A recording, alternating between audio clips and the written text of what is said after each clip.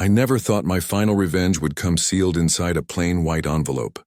A piece of paper so simple, so ordinary, that nobody in that crowded church would have guessed the storm it carried within. It was a cloudy Sunday morning, the kind of day where the world feels heavy, like the sky itself is mourning. The church bell rang low and slow, echoing through the small town streets. Outside, cars lined up in silence, black suits and dark dresses moving like shadows through the drizzle. Inside, soft murmurs filled the air, whispers of sympathy, of shock, of curiosity, and there she was, my wife, Denise, standing right at the front, near the casket that everyone believed held my lifeless body. She looked perfect, as always. Her hair was neatly tied back, her makeup subtle but practiced.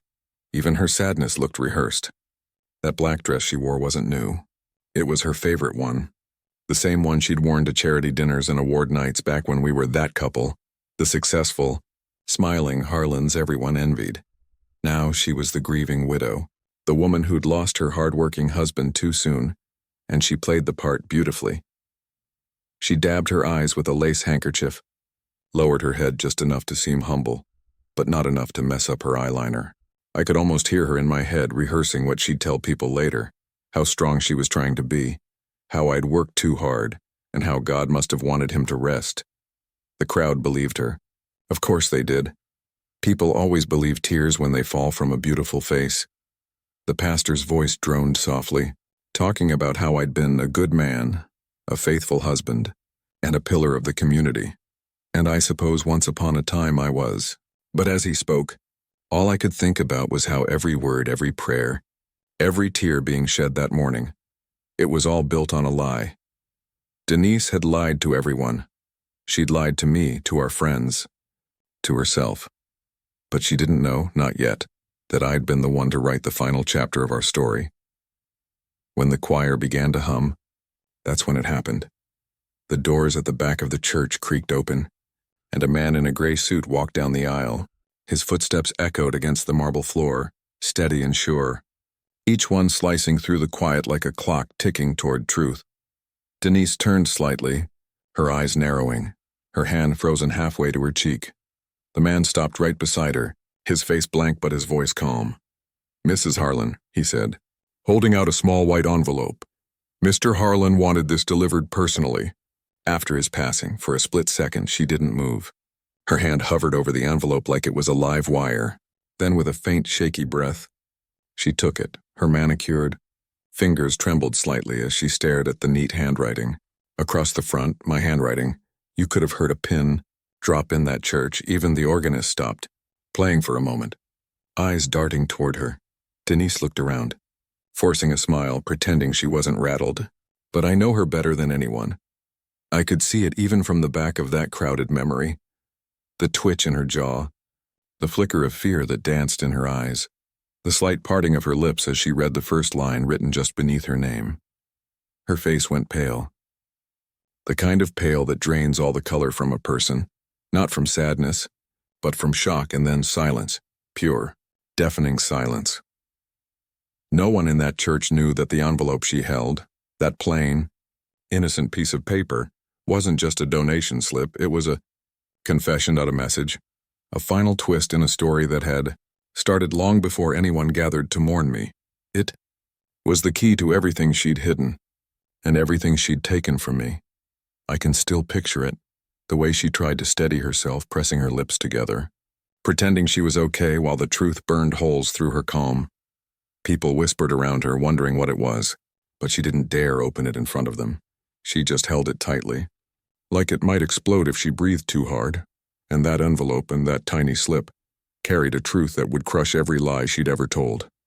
Every secret she thought she'd buried with me, because the man she thought she'd outsmarted, betrayed, and buried wasn't gone. He was watching, and his revenge had just begun. That's where my story begins. I was 52 when I finally understood what it means to lose everything you built with your bare hands. But the story of how I got there, how I met her, how I loved her, and how she slowly hollowed out my soul, started many years earlier, back when I still believed that hard work could fix anything. I was 37 then, a simple man from Missouri who thought life was a straight line between effort and reward. You worked hard, you saved your money, you earned your peace. It was that simple, or so I believed. I was a construction contractor. Nothing fancy, just honest work. The kind that leaves your hands calloused and your back sore, but lets you sleep at night knowing you earned every damn dollar in your wallet. My father was a carpenter, my mother a school secretary. We didn't have much growing up. Hand-me-down clothes, second-hand tools, but we had pride. My old man used to say, "You can lose your job, your house, your friends, but don't ever lose your word, son. That's the one thing no one can rebuild for you." I carried that with me like a creed. Maybe that's why Denise's betrayal hit as deep as it did, because when she broke her promises, it felt like she'd ripped apart the very foundation of who I was. The first time I saw her, it was one of those unremarkable afternoons that somehow changes everything. I was sitting in a diner just outside Jefferson City, still wearing my dusty work boots, flipping through receipts, half talking to the waitress who kept topping off my burnt coffee. I cracked a lame joke about the weather, something about Missouri rain, never reading the forecast, and from the booth behind me came a laugh. Soft at first, then louder, confident. I turned around and saw her, Denise. Blonde hair tucked behind one ear, dark eyes sharp enough to read a man's intentions before he even spoke. She was dressed in a cream blazer that didn't belong in a place that served $3 pancakes, and I remember thinking she looked like the future. Bright, polished, a little out of reach. She told me she worked in real estate, that she was new in town trying to build her client base. I told her I worked with wood and cement, that I built homes, not portfolios. She grinned and said, "Well, maybe you build the houses and I'll fill them." That line stuck with me longer than it should have. It was clever, sure, but it carried this spark, like she already saw something bigger, something more. I didn't know it then, but she wasn't looking at me. She was looking at what I could become. We started seeing each other soon after. At first, it was all late-night burgers after long shifts. Her bringing takeout to the job site, watching me sand floors while she flipped through color swatches. She had this energy, this drive that pulled me in. She talked about ambition the way some folks talk about faith, and I admired it. She'd say, "We're not meant to stay small, Richard. People like us, we build things that last." And God help me, I believed her. I'd never met a woman who could make a business plan sound romantic. We spent nights sketching ideas on napkins, dreaming up a future we both claimed we'd share. She convinced me to expand my small construction outfit. We rebranded Harlan Home Renewal. I handled the builds, she managed the deals, the clients, the books. It felt like the perfect partnership, two halves of one dream. The first few years were golden. Business took off faster than I expected. Folks loved the work, word spread. And soon we were flipping houses, remodeling luxury homes, even designing our own line of modern rustic interiors. Denise had the marketing charm, I had the craftsmanship, it worked. Our names started showing up in local magazines. We weren't rich yet, but we were respected. People would shake my hand at the grocery store and say, "You and your wife are really making something of yourselves." And every time they said, "You and your wife," I'd feel a kind of pride that went deeper than money. But success, I learned, has a funny way of changing the air you breathe. Somewhere along the line, things shifted. It wasn't overnight. It was gradual, like watching paint peel off a wall. Slow, quiet, until one day you realize it's all coming apart. Denise started buying things she didn't used to care about. Designer shoes, expensive wine, imported candles that cost more than my weekly paycheck back when I was starting out. She said it was image, that clients needed to see success to believe in it. I didn't argue. I was too tired from working, too proud to admit I didn't understand this new world she was shaping. Her words started changing too. She stopped saying we as much. It became I landed the new investor. I convinced the bank to approve the project. I brushed it off. Maybe she deserved the credit. She was good at what she did. But sometimes when she thought I wasn't listening, she'd talk about how small-town men don't dream big enough, and that one cut deep. Because I'd built every damn dream she was standing on. Still, I kept going. Because that's what I did. I built things. I built houses. I built a marriage. I built a future around her smile. And every time I saw her walk into a meeting room, head high, confident, calling me the man who makes her visions possible, I'd think, maybe this is what love looks like. You build, they shine. Maybe that's the deal, but what I didn't see, what I refused to see, was the hunger behind her eyes. It wasn't just for success. It was for control. For freedom from anything that tethered her to the man she thought was beneath her. It's strange, you know? I can still remember the night that marked the beginning of the end, even if at the time it didn't seem like much. We were sitting on our porch, wine glasses in hand, the kind of quiet night where the crickets do most of the talking. She looked at the lights of the town in the distance and said softly, "Do you ever wonder if this is it? If this is as far as we go?" I chuckled, thinking she was being poetic. "We're doing fine, Denise." Better than fine, but she didn't smile. She just stared ahead, that little wrinkle forming between her eyebrows, the one that always showed up when she was already thinking 5 moves ahead. "Fine isn't enough," she whispered. I should have known then. Should have heard the warning buried in her voice, but I kissed her forehead, told her we'd make it bigger, better. Because I thought that's what love was, fixing what wasn't even broken. Looking back now, I realized success didn't change her. It revealed her. Money doesn't change people. It unmasks them. And the woman I thought I'd grow old with? She was already planning her life after me. That was when the cracks began. Small enough to ignore, but deep enough to destroy everything once they spread. It started small, almost too small to notice at first. The way termites start eating the wood from the inside before you ever see the damage on the surface. Denise said the company needed a new image. She wanted to modernize the office. Brighter colors, a more contemporary layout, as she called it. She brought in an interior designer from out of town, spent nearly 10 grand on Italian furniture and glass walls that made the place feel more like a law firm than a construction business. I remember standing there, covered in dust from the site that morning, staring at those sleek white desks and thinking, who are we trying to impress? But she brushed it off with that quicksilver smile of hers. "Richard," she said, placing her manicured hand on my arm, "clients need to see success to believe in it. You build the houses, I build the brand." I nodded, even though something about her tone made me uneasy. That's how it always began. With her smile softening my resistance, her confidence sounding so much like logic that it was easier to just agree. I told myself she knows what she's doing. She's making us better. Then came the new car. She traded in her old sedan for a shiny black BMW, said it was necessary for client impressions. The payments were steep, but she insisted it was an investment in our image. I tried to argue that our clients didn't care what she drove. They cared that we finished jobs on time. She laughed, kissed my cheek, and told me I was cute when I tried to do math. At first, it was almost funny. Her teasing me about being too practical, about how I'd still wear the same work boots until they fell apart. But underneath that humor, I started to feel something colder. It was subtle, like a chill creeping through a draft you can't quite find. One evening, as we sat at dinner, she slid a folder across the table and said, "We should make things official. Split the business 50-50. She said it casually, as if she were asking me to pass the salt. I blinked, surprised, and asked why. "For legal reasons," she said. "Tax benefits, liability, all that complicated stuff. My accountant friend recommended it. Now, I'm not a man who knows much about tax codes or liability clauses, but I knew enough to sense when something wasn't sitting right. Still, she was my wife, my partner, the woman who'd stood by me when things were hard. If she said it was necessary, I believed her. So I signed the papers.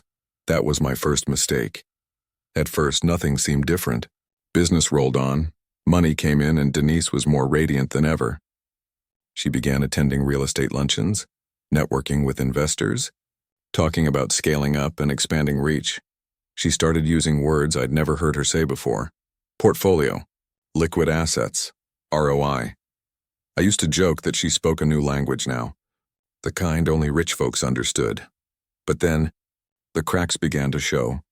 It was little things at first, invoices that didn't match my records, payments that seemed to vanish. One of our regular clients, an old friend of mine named Martin, called me one morning sounding confused. "Hey, Rich," he said, "why'd you bill me twice for the same kitchen remodel?" I told him that couldn't be right, that maybe the accountant made an error. But when I checked the books, there it was. 2 identical invoices, 2 different account numbers. One went to our business account and the other, somewhere else. I brought it up to Denise that night, trying to stay calm. She barely looked up from her laptop. "Richard, you probably misread the numbers again. You know that paperwork isn't your strong suit," I frowned. "I'm serious, Denise." There's a duplicate billing here. Clients are starting to notice, she sighed, closing her laptop with exaggerated patience, like a teacher dealing with a slow student. Listen, you're great with a hammer, but leave the money, talk to me, all right? Her tone wasn't angry, and it was worse. It was laced with that cold, sugar-sweet sarcasm that made me feel small, like a child interrupting an adult conversation. I wanted to argue, to demand an explanation, but I didn't, because love, especially the kind that's already cracked, has a way of turning strong men weak. So I said nothing. Weeks passed. The business looked fine on paper. Jobs finished, clients paid, money flowing. But my gut told me something was off. I started noticing the subtle shifts. Denise's late nights at meetings, her phone lighting up at midnight with names I didn't recognize, her sudden interest in separate accounts for budget management. When I'd ask who she was texting, she'd laugh and say, "You've become paranoid, Richard. Not a good look on you." She had a way of making me question myself. Every suspicion I had, she'd twist it into guilt.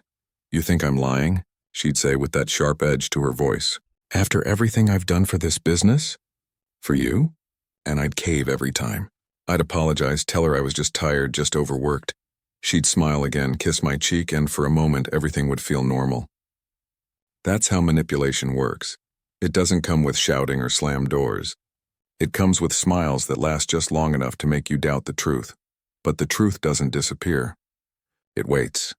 One afternoon, I stayed late at the office to finish up some paperwork. Denise had gone home early, or so she said. As I was going through the monthly statements, I found a series of transactions labeled consultancy fees. Tens of thousands of dollars every month paid to a company I'd never heard of. The name sounded vaguely familiar, though. DB Management Solutions. I looked closer and my stomach dropped. The address on the invoice matched our P.O. box. Denise had created a fake company, a shell business. She was paying herself through our own profits, siphoning money out slowly enough that it wouldn't set off alarms. I sat there for a long time, staring at those papers, the fluorescent light flickering overhead. My heart was pounding so hard I could hear it echo through the quiet office. I wanted to be wrong. I needed to be wrong. That night, when she came home, I waited. I had the papers spread across the kitchen table. When she walked in, she froze for just a second, then gave me that same calm smile. "Going through my paperwork again?" she asked, setting her purse down. "Your paperwork?" I asked quietly. "It's our company, Denise," she shrugged. "Same thing." I told her what I'd found, the invoices, the fake name, the missing money. She didn't even flinch, just looked at me with that mix of pity and irritation she'd perfected. "Richard," she said softly, almost condescendingly, "you really don't understand how business works, do you? Those transfers are for operational expenses. You think I'd steal from you?" Her tone was so steady, so confident that for a moment I doubted myself again. Maybe I'd misunderstood. Maybe I was too simple for all these financial games she played. But then she turned away too quickly, walked to the wine rack, and poured herself a glass without waiting for an answer. That's when I saw it, the faint tremor in her hand. It was barely there, but it was enough. The first visible crack behind her perfect smile. I didn't press her that night. I just sat there staring at her across the table, the woman I'd loved for over a decade, realizing that I didn't recognize her anymore. She talked about new projects, upcoming deals, plans for expansion. I nodded, pretending to listen, but my mind was elsewhere. I kept hearing her voice from years ago, that promise she made when we were still dreaming together. We build things that last. I finally understood what she meant. She wasn't talking about us, she was talking about herself. And me? I was just the foundation she planned to tear down once the structure was complete. That night, long after she'd gone to bed, I sat alone in the kitchen, the glow of the streetlights spilling across the floor. I stared at the papers spread before me, every number another nail in the coffin of my marriage. For the first time, I felt something shift inside me, a quiet kind of anger, heavy and patient, like the first rumble of thunder before a storm.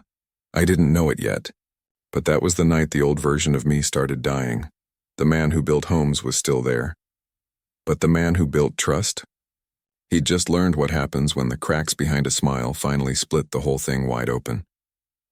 It was a Thursday, gray, wet, and slow. The kind of day where the rain slides down the windows in steady sheets. and even the air feels heavy with something unsaid. I remember because I almost didn't go to the bank that morning.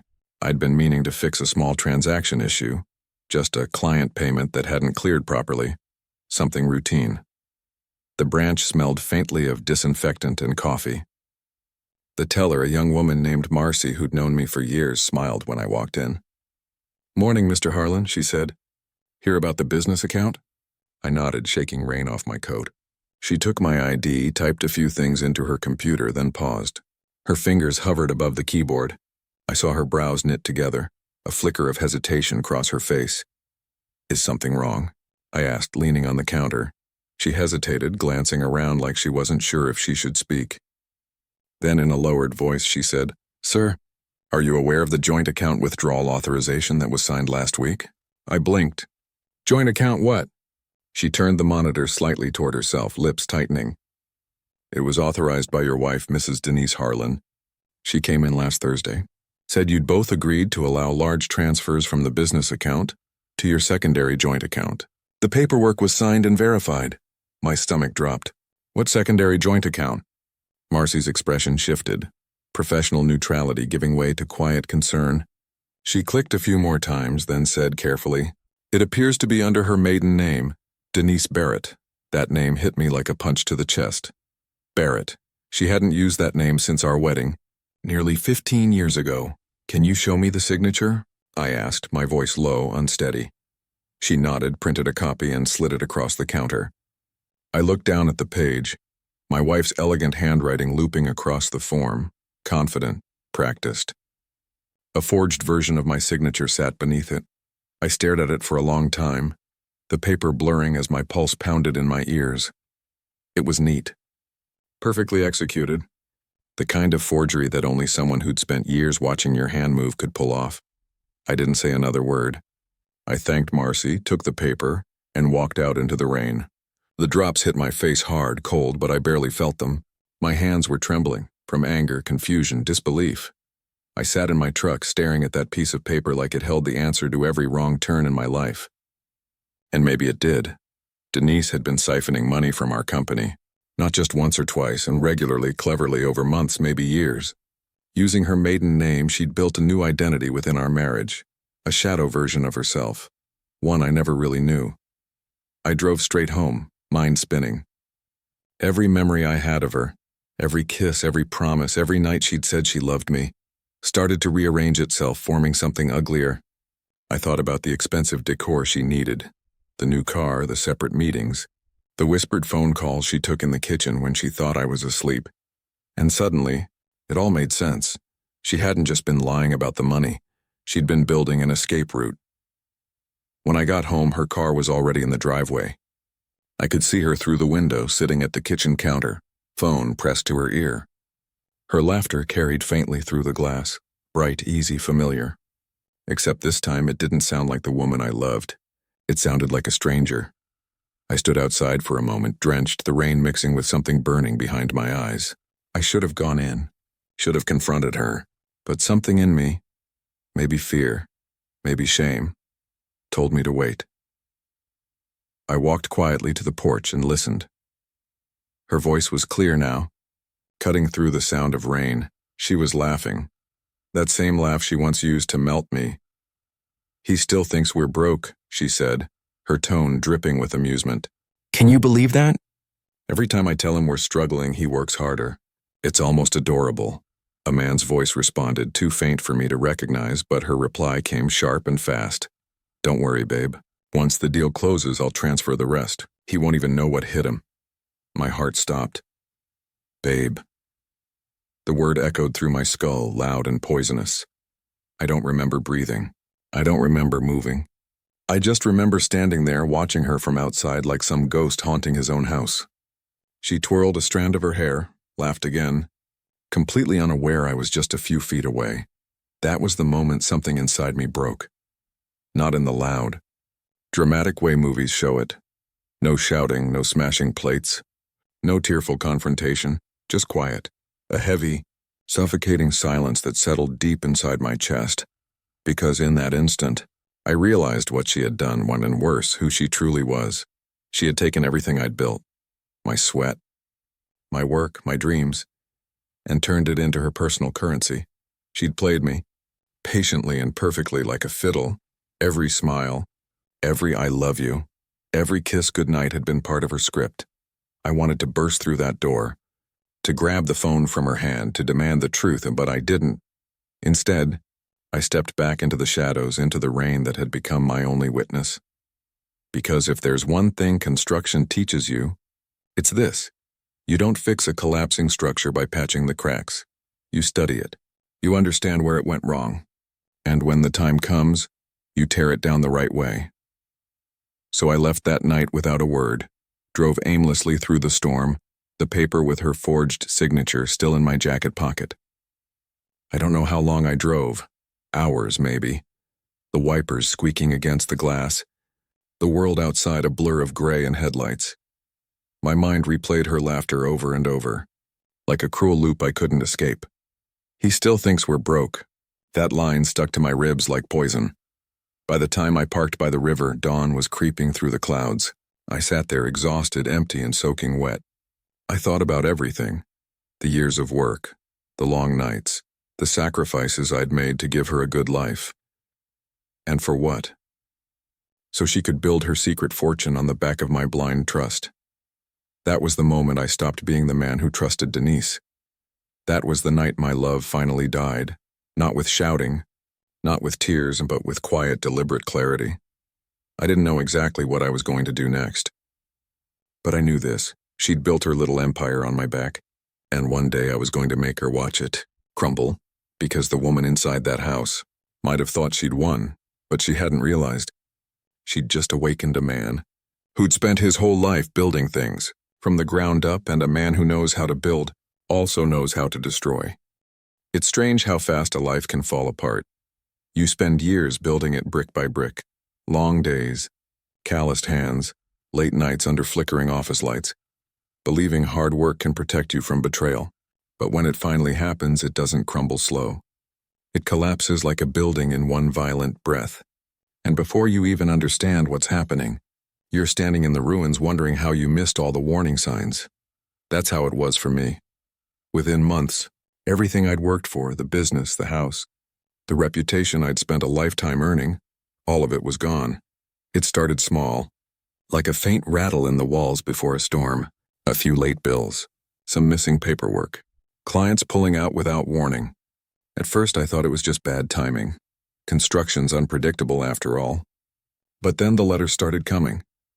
Thick envelopes from banks, red stamps from creditors, notices about overdue payments I didn't recognize. Then one morning, a man in a black suit came to the office. He wasn't a client. He wasn't smiling. "Mr. Harlan," he said, holding out a clipboard, "I'm from the IRS. We need to discuss some inconsistencies in your filings." Inconsistencies. That word stuck in my throat. They went through everything, every receipt, every transaction, every piece of paperwork Denise had ever handled. And what they found, it gutted me. She'd taken loans in my name, dozens of them. Forged my signature on contracts, on tax filings, on documents I'd never even seen. She'd drained our accounts, shuffled funds, created fake invoices. All the while, she made sure it looked like I was the one behind it. The IRS said I owed back taxes, penalties, interest. The bank froze my accounts.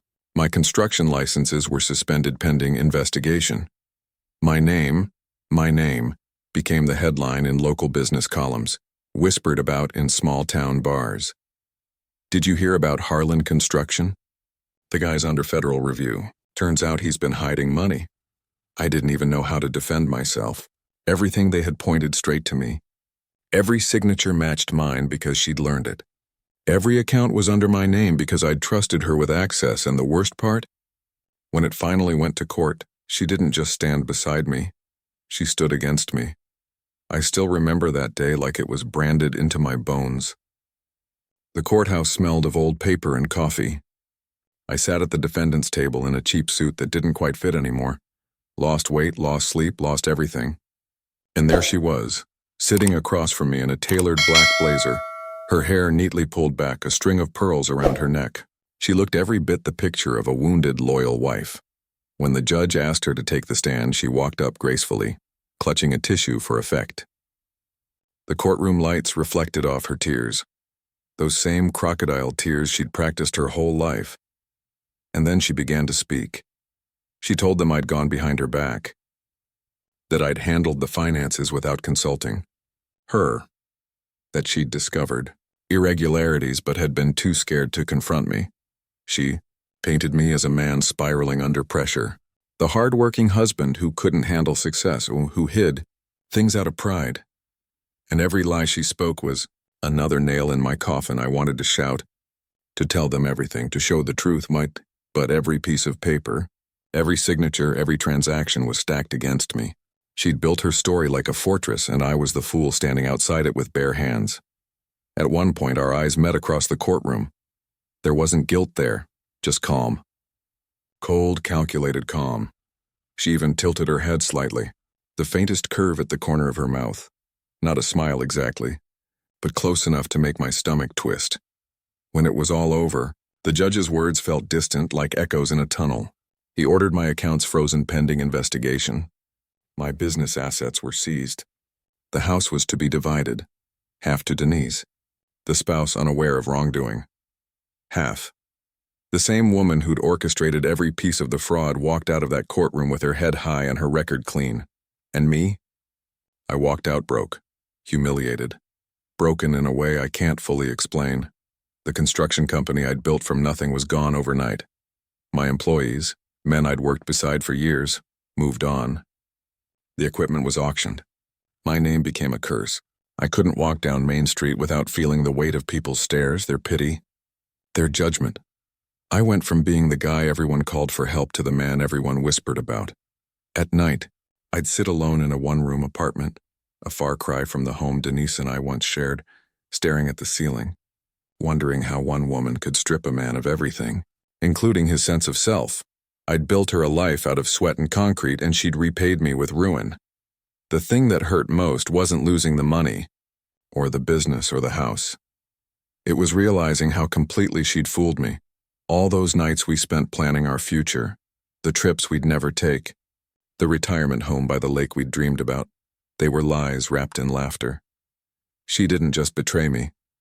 She rewrote me, turned me into the villain of my own story. I used to think betrayal felt like fire, like anger.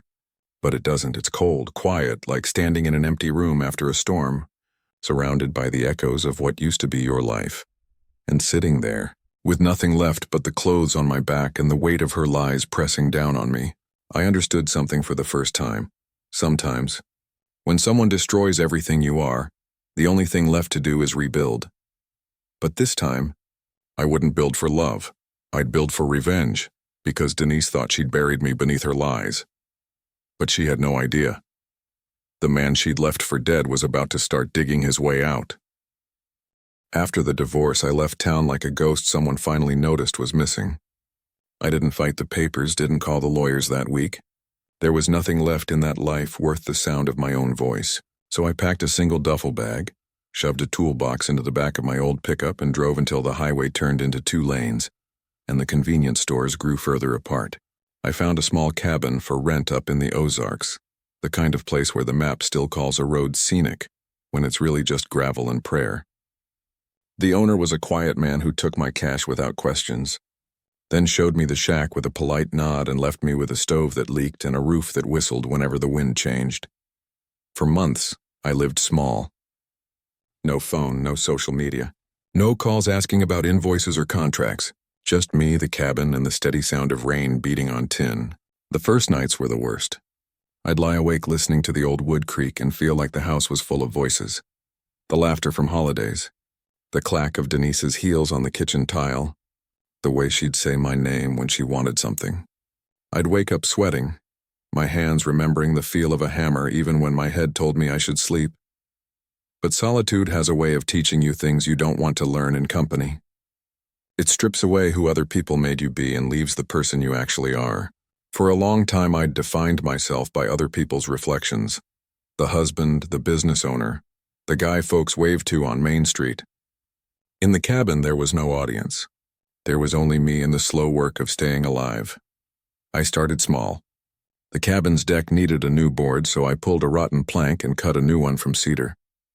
The wood smelled like the summers of my childhood, clean and loud, It was the kind of work that doesn't fit on a contract but settles things in a man's chest. I fixed the leaky stove, tightened a sagging doorframe, patched a hole in the roof with roofing tar and patience. People noticed.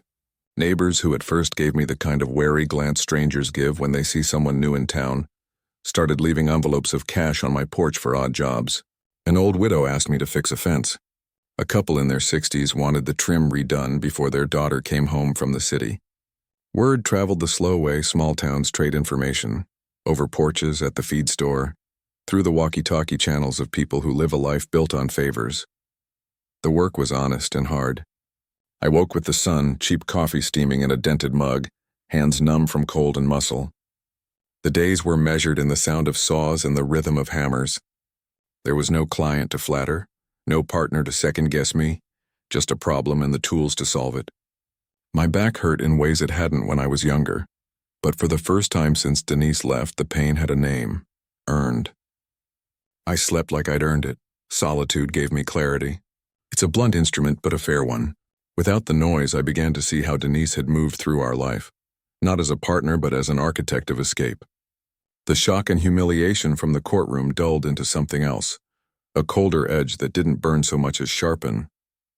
Anger, I learned, is useful, but it's not the same thing as purpose. For a while I let myself mourn the man I'd been. I let the grief ride over me in waves and do its dull, necessary work. Then I let it go, because there was something else waiting on the other side. A plan, not for tearing her down in a spectacle, but for building myself anew. The first people I helped were the ones who needed a hand, not a show. I fixed a kid's leaking shed so he could keep his tools dry. I rebuilt a porch swing for a woman whose husband had died last winter. Each job was small money, but more than that, it rebuilt my confidence. Confidence is a funny thing. It isn't loud or flashy. It's quiet and steady, like a stud in a wall. Every board I set straight, every wall I plumbed true, snapped back a little piece of who I used to be. People started to recommend me. Harlan will fix that up cheap and he won't cut corners. The very phrase made my chest ache in a good way. As the months slipped by, the work grew. A local councilman hired me to rehab a condemned schoolhouse into a community center. A family up the mountain wanted their vacation cabin renovated. Little projects became bigger because I was reliable, and because I refused to let someone else's greed define the price of my labor. I partnered quietly with a friend from my old life, Tomas, a sober, steady-minded fellow I'd once hired when my crew was bigger. He liked the idea of running small jobs under the radar, far from the eyes that still watched my name in town papers. We kept things simple. No flashy ads, no bank loans in my name, payments in cash when possible, contracts filed under a shell partner who owed me a favor. It wasn't glamorous, but it worked. On slow afternoons, I'd sit on a fallen log with a thermos and plan. Not plans of revenge at first, not the kind that movies sell you, but plans to be the man who could stand again. Maybe it was pride, or maybe it was the simple human obsession with dignity. But I found I liked the idea of building something that couldn't be taken away through forged signatures. Structures you can touch survive different kinds of storms than bank accounts do. I learned to read timber like scripture, to know when a beam would hold and when it would bend. I learned to make estimates so tight they left no room for surprises. I taught myself to run a lean operation, to negotiate with suppliers, to keep records that couldn't be easily twisted into fiction. And as I rebuilt physically, I built mentally too. I read legal forums not because I wanted to be an attorney, but because I wanted to understand the language that had been used to convict me in the court of public opinion. I learned about liens and notarizations and the kind of small paperwork that, when forged, could wreck a person's life. Knowledge was a tool as sharp as my circular saw. I learned to keep copies of everything, to photograph receipts, to back up my work with neighbors who could vouch for me. I built a paper trail that belonged to the present me, not the ghost the papers once painted. People say rural towns don't forgive easily. That's half true. They don't forget slights, but they remember who fixes things and who just talks. My name began to return to conversation without the hiss of judgment. Folks who once crossed the street when they saw me now waved. A woman at the diner asked me about the job on her mother's porch. A young couple told me a friend had recommended Harlan's work. Each nod was small vindication. Each handshake a stitch closing a wound. But even while I worked, a quieter thing was growing beneath the surface. I wasn't the same man who'd loved Denise into a gilded cage of lies. The man who had been naive and tired was buried under the many nights I spent fitting joints and planning roofs. The new version, steady, methodical, patient, constructed himself from the leftover pieces. He was a man who knew what betrayal felt like and could hold that memory without letting it consume him. He understood now that revenge isn't always a dramatic act. Sometimes it's the slow, inevitable return to competence. The most satisfying dismantling is often silence and endurance. The idea that you can outlast someone who once thought they'd starved you into defeat. That said, I didn't stop thinking about Denise. I thought about the small cruelties. The laugh she used when she'd told someone I was broke. The way she'd wear my shirts like trophies after a fight. But instead of rage, what I felt now was a kind of clinical clarity. I saw her moves as if they were nails in a wall, each one leaving a mark I could measure. Her arrogance had become predictable. She had used certain bank branches, certain legal firms, certain vendors. People who once revered her name whispered about her now. When I heard that, a part of me smiled privately. Not because I wished her harm, but because I knew truth had a way of catching up to even the most careful lies. Slowly, carefully, I started to plan the work that would matter. Not spectacular theater, not the kind of thing that leaves scorch marks and regrets. I planned to reclaim what was mine in ways the law and the court of public opinion couldn't easily erase. I kept my plans to myself. I shared them only with Thomas, and even then I trusted his steady head, not his mouth. We would operate quietly, like a crew that arrives before dawn and leaves no trace but a new, honest structure standing where rot had been. Revenge, as I came to understand it, is a long scaffolding. It isn't a single swing of the hammer. It's 1,000 measured taps that together collapse a false wall. And as I hammered, nailed, and planned, I felt something else rise inside me. Not just a man who'd been wronged, but a man who knew his worth without her telling him what it was. That was the awakening, realizing I was not the corpse she'd buried in her smile. I was instead a man capable of building a future she could never steal from me again. One late autumn day, as leaves fell in a confetti of color around the cabin, I stood on the porch with my thermos and watched a family pull up to their newly fixed home. The kids tumbled out and ran across the yard, their laughter bright as new paint. The woman turned toward me and called, "Richard, you did good." She meant the work, but the words landed deeper. For the first time in a long time, I felt a genuine answer to the question Denise once asked, "Is this it?" And I knew the answer was no. It wasn't the end. It was the beginning of a slow, sober return. I was rebuilding myself piece by measured piece, and with that rebuilding came the quiet math of what would come next. I would be patient. I would be smart. I would make sure nothing about my life could be so easily stolen again. And when the time came, the man I'd been, the one who loved with all his might, would be replaced by someone steadier, someone who had learned how to survive while making sure the other shoe finally dropped where it should. That was the awakening. The moment when grief turned into craft, when loss became the raw material for a life remade. The man Denise thought she'd buried had learned to keep his hands busy, his mind sharp and his plans slow and deliberate. He was no longer the fool who trusted blindly. He was a builder again, this time building himself first.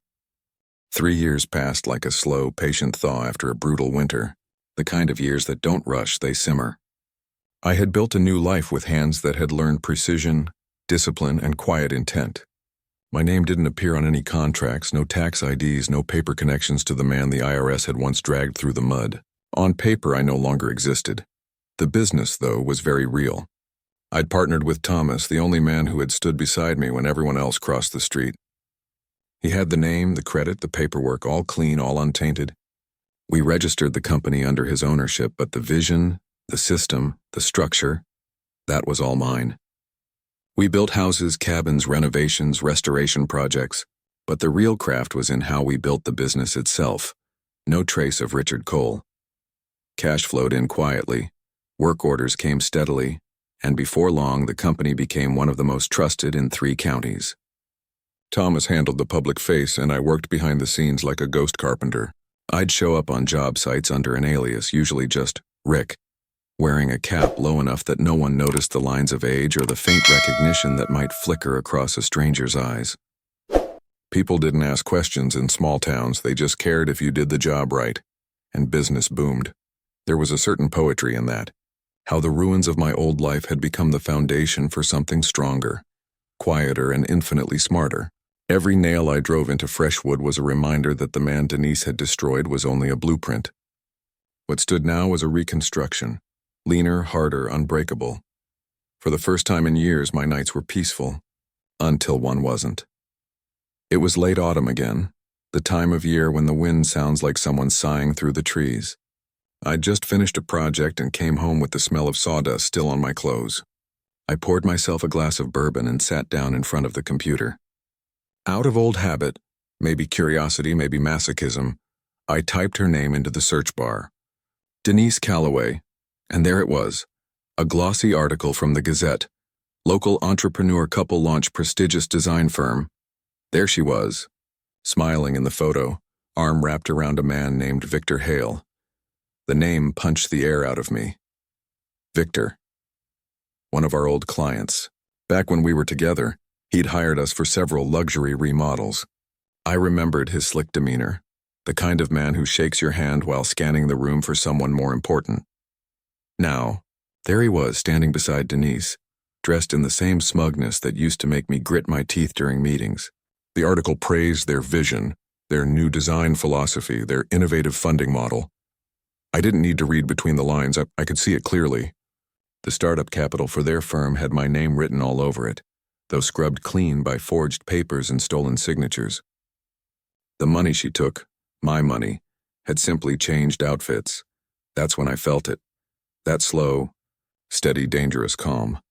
I leaned back in my chair, reread the article twice, then smiled. Not the kind of smile that reaches your eyes, but the one that comes from recognizing an opportunity disguised as irony. She still thought I was broke, forgotten. A washed-up ghost hiding somewhere in the woods, and that was exactly how I wanted it. Because when your enemy believes you're dead, you hold a kind of power no living man ever does. It started with a single idea, a small, dark seed that took root almost instantly. What if I gave her exactly what she believed? A death, a funeral, a disappearance so complete that not even a whisper of my name would exist. It took months of careful thought before I acted. I studied how records were managed, how small-town obituaries were filed, how data was shared between counties. Turns out bureaucracy is both slow and lazy. If something looks official enough, it rarely gets questioned. One winter evening, I crafted my own obituary, typed it out on a typewriter I'd bought from a thrift store. Richard Cole, 63, formerly of Springfield, passed away after a brief illness. A private service was held by family. He is survived by no immediate relatives, no lies, no flourishes, just vague, believable emptiness. Then I mailed it from a different state to a local newspaper office, a place that still relied on fax notices and photocopies from family friends. Within a week, it was printed in the obituaries and announcements section, right between a retired teacher and a war veteran. And just like that, Richard Cole was dead. I sat at the table the next morning, coffee steaming in my mug, and looked at my own death notice. My name, my life, reduced to a few plain sentences in black ink. There was something strangely liberating about it. To the world I was gone. No more credit reports, no more debt collectors, no more accusations tied to that cursed name. The man Denise had destroyed was officially buried. Not in the ground, but in paper. That's when I began the next phase. Thomas helped me set up a new identity, this time cleaner and simpler. We filed under an assumed name, an alias that sounded ordinary enough to blend in anywhere. Rick Hale. I borrowed her new husband's last name, and a private irony I savored quietly. My new ID, my business registrations, even my contracts, all bore that name. Rick Hale. And with each new project, that name grew a reputation. My business expanded beyond cabins now. We began taking on luxury restorations, old properties that once belonged to the same social circles Denise now danced in. I didn't chase her world. I let it come to me. Fate, as it turned out, was more poetic than I could ever have planned. One of my clients, a real estate investor, happened to be working with her firm. I learned through invoices and casual conversations that Denise and Victor's company had overextended themselves. Fancy offices, high-end staff, leased vehicles, and designer furniture, all bought on borrowed money and showmanship. The same playbook she'd used on me, only this time, she was running it on someone even greedier. I didn't rush it. Revenge, I'd learned, was like carpentry. You measure twice, cut once. Every move must be deliberate. Every joint must align perfectly before the hammer swings. I started appearing quietly at the same charity events their firm sponsored. Never front and center, always background, always another face in the room. I'd stand near the bar, glass in hand, listening. People talk when they don't think you're listening. It didn't take long to hear the whispers. Victor was flashy. Denise was controlling. Their company was creative, yes, but unstable. The finances were tight, deadlines missed, clients growing restless, perfect cracks forming. One evening at a small fundraiser in the city, I caught sight of her for the first time in years. Denise. She hadn't changed much. Still polished, still radiant in that way expensive lies can make a person glow. But I noticed the tiny details others wouldn't. The tightness around her eyes, the slight tremor in her hand when she raised a glass, the way her laugh ended too quickly. Success had never softened her. It had hollowed her out. She didn't see me, not really. Why would she? In her world, I was dead, and that was the beauty of it, because the funeral wasn't just a trick, and it was a freedom. I could now walk among her world unseen, a ghost she had buried with her own greed. Every handshake, every connection, every quiet move I made from that point forward was built around one truth. She would never see the storm coming. Not from the man she thought she'd already buried. That was the beginning of the plan. Not a plan of explosions or vengeance shouted from rooftops. No, this would be slower, surgical, patient, a reconstruction of justice brick by brick, until one day she'd look around and realize everything she'd built on stolen ground was cracking beneath her feet. And when that day came, she wouldn't just lose what she stole, she'd lose the comfort of knowing who had taken it back. Because dead men don't get revenge. They haunt. There's an odd kind of theatricality to death announcements. People fold their faces into the shape of grief because that's what's expected. They read the lines in sympathy. They lean in to offer condolences. I use that expectation like a seamstress uses a pattern, carefully, precisely, and without shame. If a mask will hide a face, you make sure the mask fits perfectly. I began by letting small rumors do the work. A text here, a whispered comment there. The kind of gossip that travels faster than a posted obituary in a town where everyone knows everyone else's business. I called in favors from old acquaintances who still had a soft spot for me. Folks who owed me for a job once done, a fence fixed, a roof mended. I told them I'd been thinking of disappearing quietly, not out of bitterness, but because some things are easier to manage that way. They took the hint and, in their own generous ignorance, spread the story. Richard Cole had met with an accident. A worksite mishap. A fall from scaffolding, tragic, sudden, final. It didn't take much. In the world of polite manners and curated appearances, tragedy is a rumor people prefer to believe because it's less complicated than suspicion. Within days, the story had legs. Friends called the funeral home. A pastor I'd known years ago agreed to give a short eulogy, paid in small cash and old favors. I signed some papers, notarized documents that looked official even if nobody whose job it was to check would look too hard. There's a bureaucracy to death that's largely ritual. The paperwork, the forms, the boxes to check. If those boxes are filled in the right font and the right places, most folks won't pry. I learned that the hard way in the past. This time I used it to my advantage. I arranged a closed casket service. Something private, solemn, undeniably real to those who knew me only by reputation. The funeral director, a stoic man named Harold who'd run a funeral home since before I was born, took my instructions with a professional nod. He handled the family calls and accepted donations on behalf of the Harlan estate. I paid him cash from the new company's operating account, money that, legally, had nothing to do with me. We set a date. The church sent out a notice. People came because people come for funerals, neighbors, clients, the kind of acquaintances who might later say, I remember when Richard used to do that job for me. And among them, of course, was Denise. I watched it all from a distance. I didn't enter the church, didn't sit in the pews. I stood across the street in a raincoat, under the shadow of an old elm, and watched through the rain-smeared glass as they carried the casket in. It was an odd sensation. The hollow ache of watching a story you yourself had authored play out in a theater full of the unsuspecting.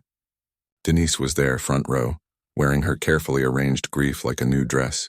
Her hand clutched the program as if it were something to anchor her to the stage.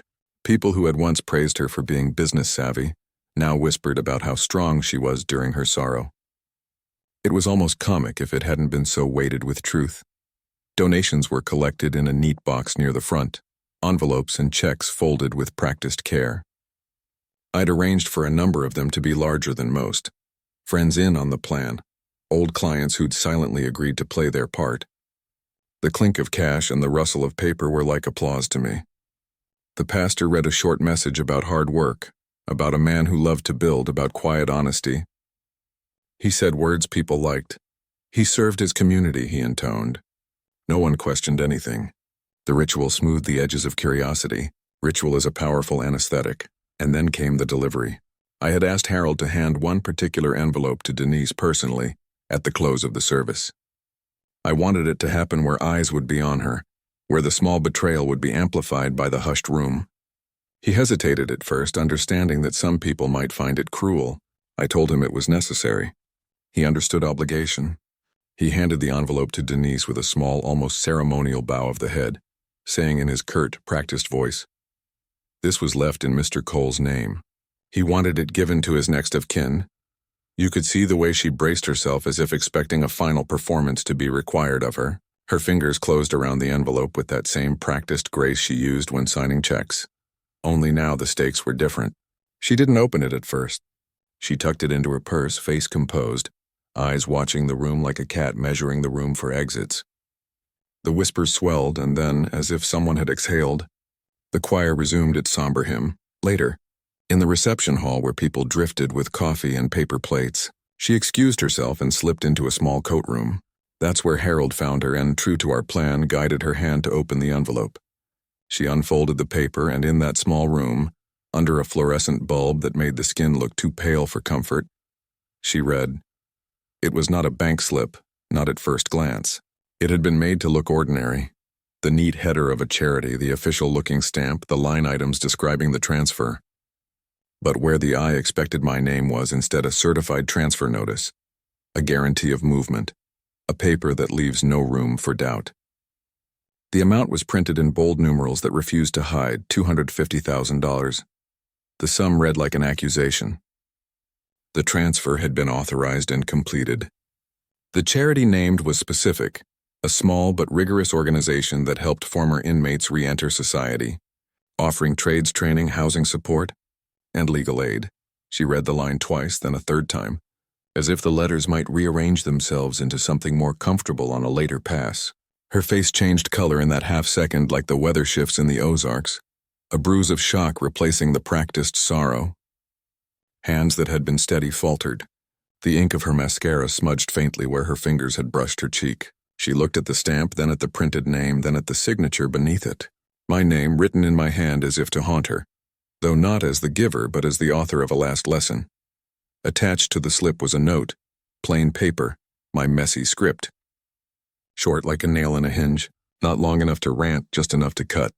From the man you buried alive, it read. Thanks for teaching me what real value means. I know people who think revenge must be loud. They imagine public confrontations, lawyers' broadsides, televised confrontations. But I've always believed in the quieter forms of justice. A folded piece of paper can do more damage than a shouted accusation because it leaves fewer places to hide. It speaks directly. It forwards an immutable fact. A transfer completed, signatures verified, the money gone to a cause she never helped. The charity's mission was chosen deliberately. Helping ex-convicts rebuild their lives was symbolic. It mirrored my own rebuilding and, just as importantly, it struck at her deepest fear. Exposure to the people she looked down upon. A redistribution of her stolen comforts to those she deemed beneath her. She stumbled out into the reception room, envelope clutched like a talisman that had suddenly turned to ash. The faces around her blurred into a sea of pity and curiosity. Victor, always composed, guided her to a chair and wrapped an arm around her, as if to shield her from the sudden spotlight. But there was nowhere to hide. A few people who'd signed checks and smiled in the receiving line glanced at her with a new hardness in their eyes.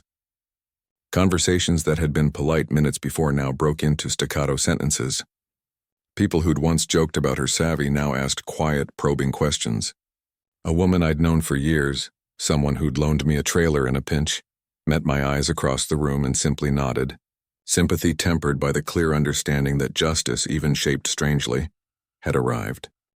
Denise's hands shook when she found the note. She read it aloud, voice small, as if trying to make the words less true by speaking them. "From the man you buried alive," she echoed, and in that quiet pronunciation I could hear a world collapse.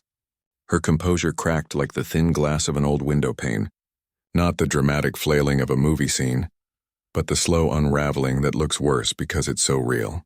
Her vanity, her control, the careful persona she'd worn like armor, all of it peeling back to reveal someone suddenly afraid and deeply naked. People began to whisper about where the money came from. A few called accountants into the hall to examine the paperwork. A handful volunteered that they'd been told by me in those earlier, private calls to donate under certain conditions. A murmur of guilt swept through the room, calls about how generosity had been manipulated into shame.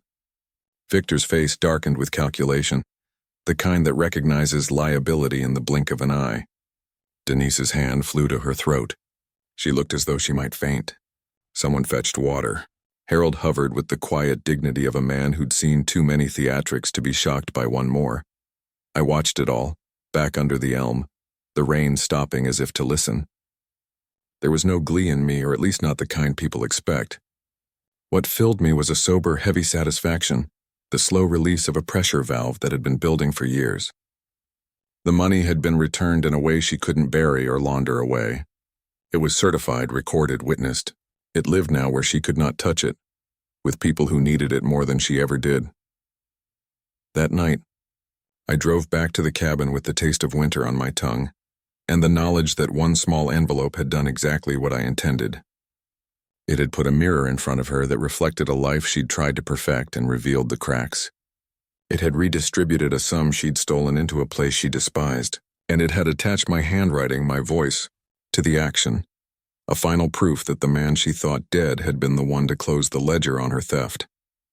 As the gravel road narrowed behind me, the house lights blinking like distant stars, I didn't feel triumphant in any loud way. I felt composed, as if a machine had finished a precise operation. The world moved on. People talked. Denise would have to answer questions now, face auditors, and maybe, for the first time, feel the exact vulnerability she'd forced on me. She would have to watch as money she'd counted on vanished into a place she considered unworthy. That, I decided, would be punishment enough. There is a peculiar mercy in such measured retribution. It doesn't scar for life. It exposes and clarifies. It rearranges the ledger of a life so that truth finally balances the books. And for me, after everything, that was more than any courtroom victory could have given. When Denise unfolded that slip in the coat room, the air inside the reception hall seemed to condense into a single held breath. I'd seen the change in her face from across the street, the way color bled out like paint washed away. But up close, behind the thin veil of the fluorescent light, it was worse. She read the numbers, the charity's name, the certified stamp, then the note in my hand. For a moment she seemed to forget how to stand. Her knees gave as if someone had cut the legs out from under her composure. Victor, who'd been the picture of calm an hour before, slid into the doorway like a man waking from a bad dream. He leaned over her shoulder, brows knitting with the kind of confusion that quickly turns into a scowl when money is involved. "You said Richard died broke," he said quietly, almost accusingly, like he needed her to reaffirm the fantasy they'd built together. She couldn't form the words. Her mouth opened, shut, opened again, searching for a script that would make this make sense. Around them, the room hummed back to life in low, curious tones. Heads turned. Conversations broke mid-sentence. People who'd been laughing minutes before now lowered their voices, their eyes traveling to the envelope in her hand as if it were evidence on a table. Whispers swarmed like flies. Someone asked sotto voce, "Where did the money come from?" Another voice muttered, "Is this some sort of scam?" The video of the ceremony, filmed by someone who always filmed these events, would later circulate on phones. 2 seconds of the coat room door opening, the look on her face, the slow pan across the reception as reaction spread. In a world made of smartphones and gossip, you can't hide a tearful surprise behind a pew forever. People began to connect dots because people always do. They remembered small details that had never added up. the luxury items she'd suddenly started owning, the meetings that had been scheduled in the middle of the night, the accounts that had been handled by Denise. They put those pieces next to the new detail now burning like a brand, $250,000, certified and transferred out of reach. And the picture that formed was ugly and plain. It didn't take long for that ugly picture to find its way into places that hurt in different ways. Victor's phone rang first at 9 that night. He took the call in the car outside, pacing like a man who suddenly understood his address was on a map heading for collapse. He had investors, people with signatures and leverage and reputations to protect. Standing in a hallway under a harsh light, he listened, then made a decision that cost him less than it would cost Denise. Separation papers. He filed quickly, publicly, the kind of move that puts distance between a man's assets and a woman's mistakes. I suppose in his calculations it was purely pragmatic, a way to shield himself from contagion. But the image of him signing those papers, the way he avoided looking at her when he handed them over, was small and precise cruelty. Word moved through contracts faster than it did through the reception hall. Clients started to call, some with polite concern, others with direct demand. "We need to pause the project," said one voice, heavy with a legal tone. "Until this is resolved, we can't continue to deposit funds." Another client, embarrassed, pulled back a property listing they'd agreed to develop with Denise and Victor's firm. It was financial self-preservation, wrapped in the language of ethics, but it felt like a folding of the floor beneath them. Projects halted, deposits held in escrow, staff left in limbo. A local journalist who'd written sweet feature pieces about the couple in the past now sniffed for scandal, like a hound on a trail. She called me once, a week later, conducting what she called an informal interview. She asked about my relationship with Denise, about the company we'd once run together, about the timing of events. I gave her measured answers. I didn't want to fan flames, but the press is a patient thing. Once they sense a story, they find angles and readers are hungry for them. Headlines murmured about discrepancies and unusual transfers. People who had once toasted Denise's cleverness now texted friends with screenshots of the certified slip and my short note. Social reputations can dissolve faster than mortar in acid, and soon her name meant a whisper more than it meant applause. Denise tried to explain. She stood on a small riser in front of a bank of microphones one afternoon, her face more drawn than I'd ever seen it, and insisted she had been the one who discovered irregularities and had gone to authorities. She said she'd been cooperating fully, that any appearance to the contrary was just misunderstanding, blown out of proportion. For a brief, confusing hour, she reclaimed the language of the wronged. But the certified slip existed. The transfer had been authenticated. My note sat not as an accusation but as an auditable fact. Money moved. People looked at her very differently when there was paper to back a story. Legal inquiries followed. Auditors came through their offices asking questions, requesting ledgers, subpoenas quietly slipped through mail slots. Partners who had once smiled over champagne now closed their office doors when her name appeared. I learned that public trust, once fractured, is slow to rebind. The firm's lifeblood, client confidence, leaked away in a drip people couldn't patch with press releases or solemn vows. Denise's behavior shifted as the pressure tightened. Where she had previously been composed and in control, she began to appear frantic, making calls at odd hours, meeting with accountants in dim cafes, trying to craft some narrative that would hold. In private, friends reported she'd grown thin and erratic, words coming out in sharp bursts.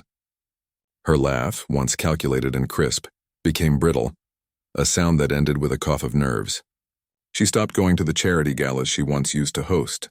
Her calendar, carefully curated for appearances, emptied like a tide pulling back. There was a cruelty to what happened next that had nothing to do with me. Employees began to lose their jobs as contracts evaporated. Designers on retainer suddenly needed new clients. The firm that had once promised to be a partner in people's dreams now had to tell people it couldn't deliver. I remember seeing a junior designer, someone who had interned with Denise when she was building her career, packing a box of sketches with eyes full of worry. That image lodged in my chest. Revenge, I'd told myself, was about balance, not ruin. But balance has collateral costs and compassion is its own ledger. I thought about that a lot as I watched consequences ripple outward.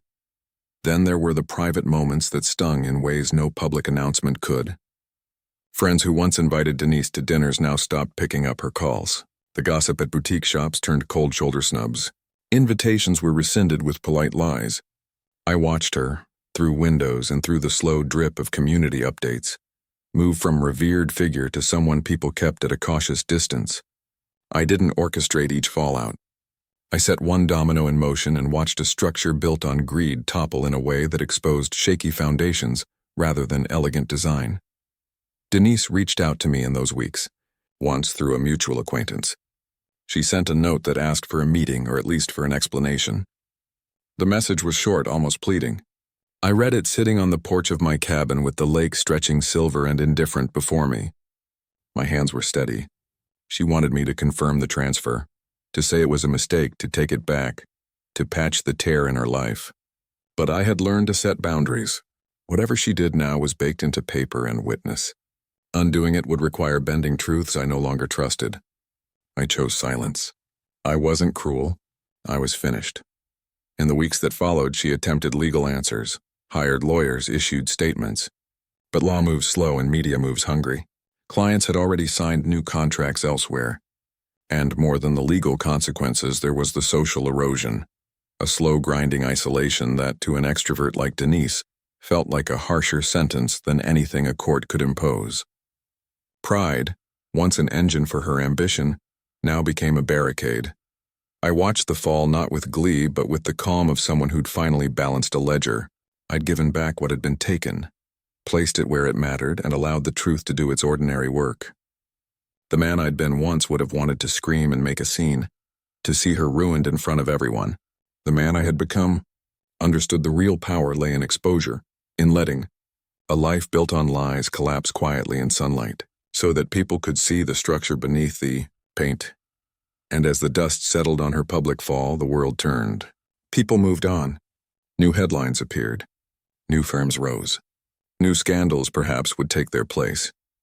But for a little while, Denise existed in a different orbit, one where she was watched, questioned, and not easily trusted. For me, that was enough. The moment wasn't about vengeance that destroyed. It was about truth that corrected. When the last client withdrew and Victor signed the papers, I stood on the edge of what I'd created and felt something like closure. A heavy, useful thing, not the lightness of triumph. The fallout had been real, imperfect, painful for more than just the person at the center, but justice rarely lines up neat. It is messy and slow. It leaves cuts that heal into scars. I accepted that as part of what I'd set into motion, and then, as quietly as I'd arrived back into town years before, I stepped away again. I let the community drum its own verdict. I returned to the slow music of hammers and measured plans, to the place where work and worth meet, and to the certainty that I had, at last, leveled the ledger between us. I watched everything unfold from the same wooden chair I'd built myself, sitting by the lake that had become my mirror. The morning light drifted slow across the water, painting ripples in gold, the way peace does when it decides to visit you without asking first. The newspaper sat folded beside my mug, the headline as sharp and clean as a chisel mark, "Local designer under investigation for fraud." It was the kind of headline that once would have set my blood racing, made me feel vindicated, triumphant even. But that morning I didn't smile. I didn't feel the hunger that used to gnaw inside me. I just felt still. There was no victory in what had happened. Not really. Victory belongs to people still fighting. What I felt was quieter, deeper, like a tide that had finally stopped pushing against a rock. The world had spun itself back into some kind of order, crooked but fair enough for me to breathe again. And as I sat there, watching the fog curl off the surface of the lake, I realized something that had taken me years to understand. Revenge doesn't always roar. Sometimes it exhales. For a long time after Denise's fall, people kept calling. Old co-workers, mutual friends, even a reporter who'd somehow tracked down my number. They wanted quotes, stories, confirmation. They wanted me to say I'd won. I never gave them what they were looking for. I'd already learned what too much talking costs. Words, I found, can twist like nails when used wrong, so I let silence do the explaining. Silence, it turns out, speaks truer than most men ever do. The cabin had become more than a refuge by then. It was a classroom, Every creak of the floorboards, every gust of wind through the trees, every hammer strike on a repair job. They taught me something. That there's beauty in simplicity. That hard work, when it's honest, mends more than wood. That the measure of a man isn't written on paper, but in how he sleeps at night. I slept soundly. For the first time in years, no ghosts visited. No ledgers haunted me. There were mornings when I'd walk down to the dock before dawn, coffee in hand, and just listen to the world wake up. The loons calling across the water, the rustle of leaves, the distant hum of life. It all sounded like forgiveness. Not for Denise, not for the past, but for myself. I'd spent so many years building for others, bending under weight I didn't notice until it was gone. And here, stripped of everything that used to define me, I found what I'd really been missing. Dignity. It's a strange word. Dignity. You don't realize it's gone until you start to feel it return, like blood rushing back into a numb hand. I'd lost mine in those courtrooms, in those sleepless nights when I believed I was worthless because someone else had said so. But here, surrounded by sawdust and solitude, I rebuilt it piece by piece. Every honest day of work was a small act of redemption. Every meal cooked by my own hands was a reminder that I could still provide for myself. I no longer needed to prove anything to anyone. Not to Denise, not to the world, and not to the man I once was. Sometimes I'd think of her, not out of hate, but out of wonder. What did she see when she looked in the mirror now? A victim of circumstance or the architect of her own ruin?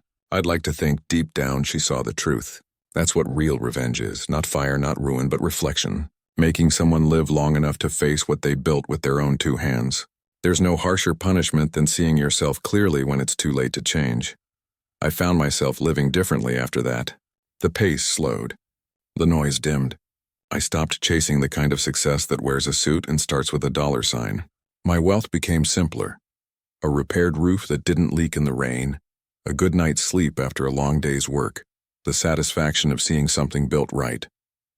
I started teaching younger guys who'd lost their way. Ex-cons, addicts, drifters. Men the world didn't look twice at. Maybe I saw a bit of myself in them. Broken, bruised, but not beyond repair. Together we built porches, cabins, fences. And while we worked, I'd tell them the only lesson that ever mattered. You don't measure wealth in what you own, but in what you can live without. Seasons passed. The lake froze and thawed. The trees turned gold and bare again. I aged quietly. The kind of aging that happens not just in the face, but in the soul. Where lines come from lessons, not loss. I stopped counting years after a while. I didn't need to. The days themselves were enough. Full, unhurried, honest. One evening, a storm rolled in. The kind that shakes the windows and hums through your bones. I sat by the fire with an old photograph in hand. Me and Denise, younger, smiling, a foundation half built behind us. For the first time, I didn't feel anger. I just saw two people who believed forever was something you could build out of concrete and hope. We were wrong. But that's what youth is, a kind of blindness you have to forgive yourself for. I put the photo back in its drawer and let the rain drown out the rest of the noise. People sometimes say life is about getting even. I don't believe that anymore. It's about getting whole. You can spend your life chasing justice, but what you really need is peace. The kind that comes when you stop letting pain define you.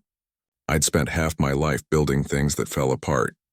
The second half, I decided, would be about building things that lasted. Character, quiet, and a home inside my own skin. Denise once told me I'd die poor. Maybe she was right, at least by her standards. My cabin wasn't worth much, my bank account even less. But when I sat on that dock, the world wrapped around me like a soft blanket of forgiveness, and I realized something she'd never understand. I'd never been richer. Because money can't buy self-respect. It can't buy a clean conscience. It can't buy a sunrise that feels like a second chance. So yes, maybe the man she loved did die poor. The fool who believed in her, who mistook ambition for affection. But the man she buried, the one she thought she'd ruined forever, he died rich, rich in peace, in lessons, in quiet mornings no one could steal. And as I watched the mist lift off the lake, the world silent except for the slow breath of water against wood, I whispered to no one in particular, sometimes, losing everything is the only way to find yourself again.